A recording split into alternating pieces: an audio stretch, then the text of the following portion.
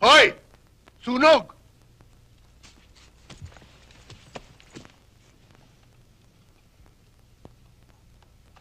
Hoy! Gising! Sunog! Ano ba? Dali! Dali! Dito! Dali! Dito! Dali!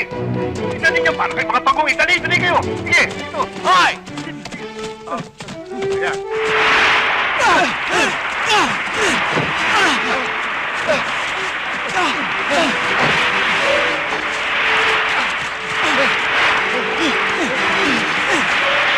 Hindi namin titigilan ito hanggat hindi nyo nakakagawang host nito!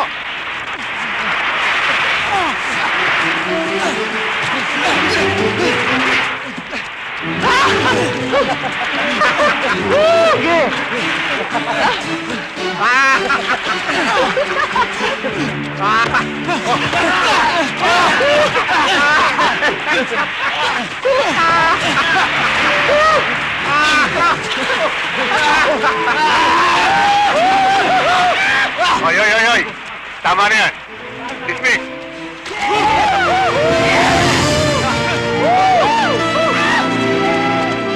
That's enough! That's enough! Good work! Good work!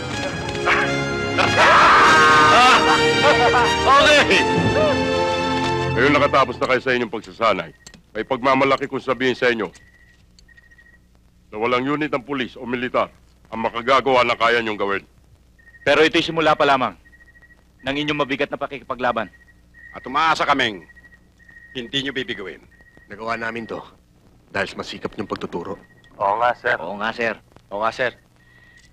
Kaya kayo ang bubuong muli sa nabigo kong pangarap na maglingkod ng tapat sa ating bayan.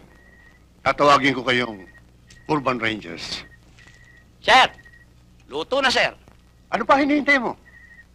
Coming, sir. Coming.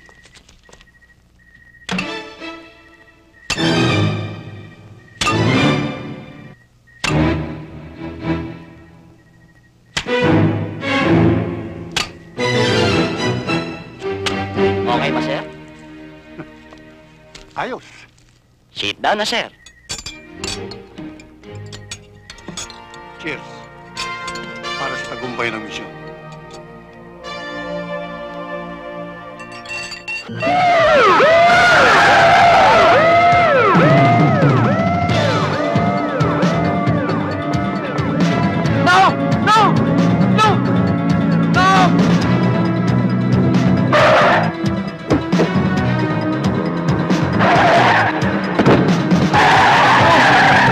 Ano, ang bagal mo kasi eh.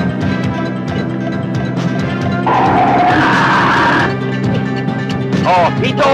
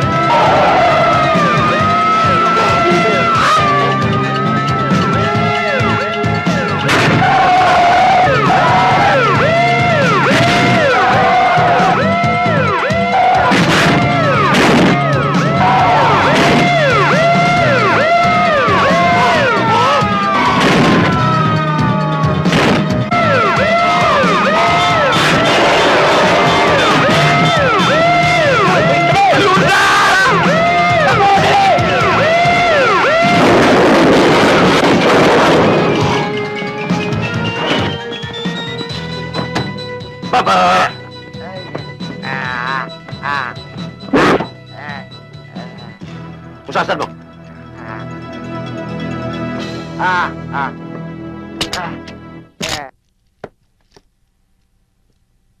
Dali natin sa presinto. Turn over natin. Sandali, bakit sa presinto pa? Doon na lang sa kaibigan nyo, kay General Grimasio. Sikat pa tayo. Ang galing mo talaga, Neneng. Anong naman? Ano nga pala ang mga katangian ng isang lalaki ang hinahanap mo? Huwag kang mag-alala. Lahat ng katangiang hinahanap ko sa isang lalaki, wala sa'yo.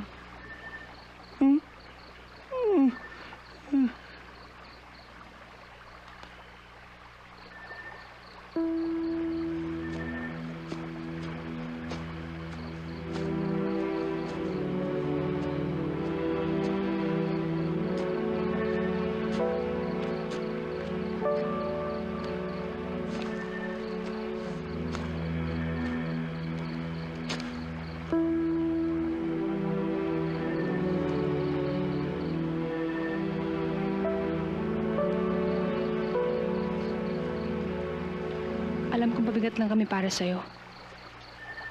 Pero may misyon kami dapat gawin. Pareho lang tayong may misyon.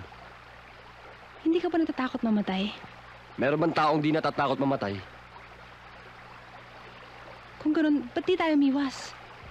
Pumunta na lang tayo sa Maynila. Mag-report na lang tayo sa higher authorities.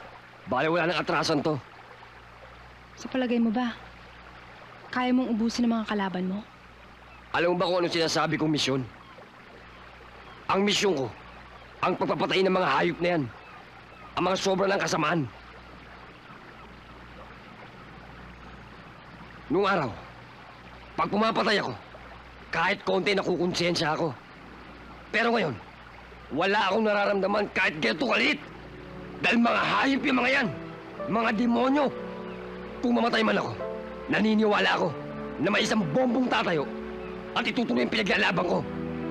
Tandaan mo, Bombo, kahit gaano pa sila kasama, labag pa rin sa batas ng Diyos ang ginagawa mo.